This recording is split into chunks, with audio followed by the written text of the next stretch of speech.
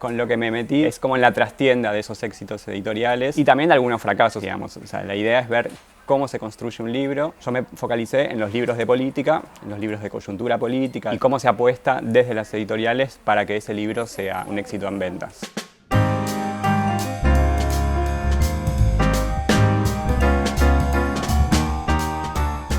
Me focalicé sobre las grandes editoriales, principalmente Random House, Sudamericana y el Grupo Planeta. Mi propuesta está en revisar todos los pasos que van desde el surgimiento de una idea hasta su materialización en un libro que sale a la calle y se difunde y apuesta a tener un éxito. ¿Qué pasa en la cocina de ese libro, en la cocina de ese autor, cómo se construye un autor y qué hacen las editoriales y los editores para lograrlo? Con un rol muy activo, ¿no?, del editor.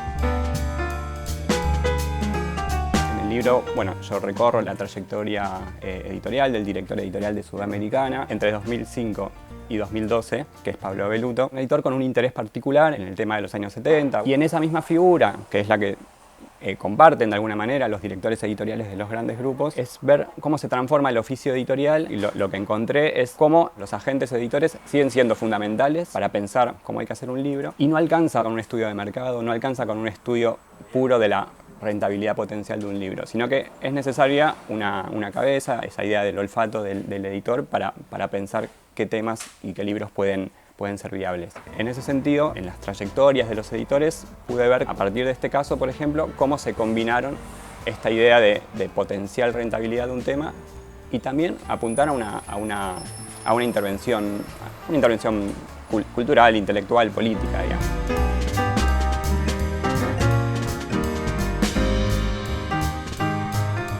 Lo que sí me interesó mostrar es el espacio editorial como una usina de relaciones, de ideas, en donde los editores entran en vinculación con autores, con espacios intelectuales, con ideas, con un gran potencial, digamos, para la intervención pública más allá también del plano editorial. Porque de eso se trata, el mundo editorial, incluso los grandes editoriales, son espacios en donde se producen, circulan y se difunden ideas.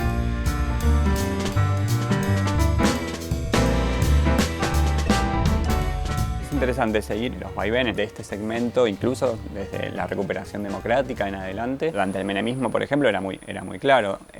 Los bestsellers de investigación periodística, con Robo para la Corona como principal representante, pero Gabriela Cerruti y distintos autores que publicaban libros de investigación sobre el menemismo, en donde la corrupción era el principal tema, y fueron un éxito editorial rotundo. Y ahí podemos pensar en un lectorado progresista que está buscando afianzar sus posiciones en contra del gobierno de ese momento de Menem. Luego la Alianza y luego el kirchnerismo, donde los libros que más éxito tienen fueron los libros anti-kirchneristas. Y ahí un editor me decía que los libros que más se venden en general son los que son opositores, digamos. O sea, hay un gobierno de turno y los que más se venden son los que critican a ese gobierno.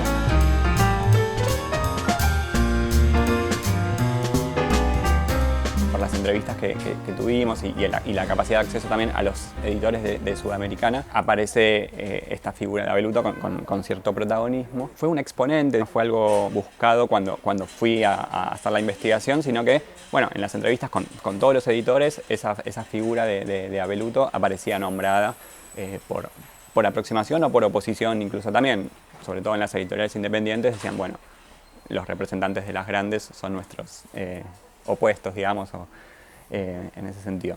Y lo que descubrí para el caso de esta figura es cómo el espacio editorial continúa siendo un espacio de relaciones que habilitó, en el caso de Avelluto, una trayectoria política posterior. No hay que perder de vista las medianas y pequeñas editoriales que publican libros de política, como Siglo XXI claramente, estas que vos mencionabas, Coligüe, Continente, Marea Editorial, y tantas otras con catálogos muy interesantes que también apuestan a la discusión pública, digamos, a poner, montarse o trabajar sobre ciertos temas que están en agenda. Libros de alto impacto como Maldito tú eres, la investigación de Hernán Brienza sobre von Bernich, ¿no? Sí. Eso también lo estoy trabajando. Hay alguna mención a eso en el libro, pero ciertamente está enfocado sobre los grandes grupos como las grandes fábricas, digamos, de bestsellers.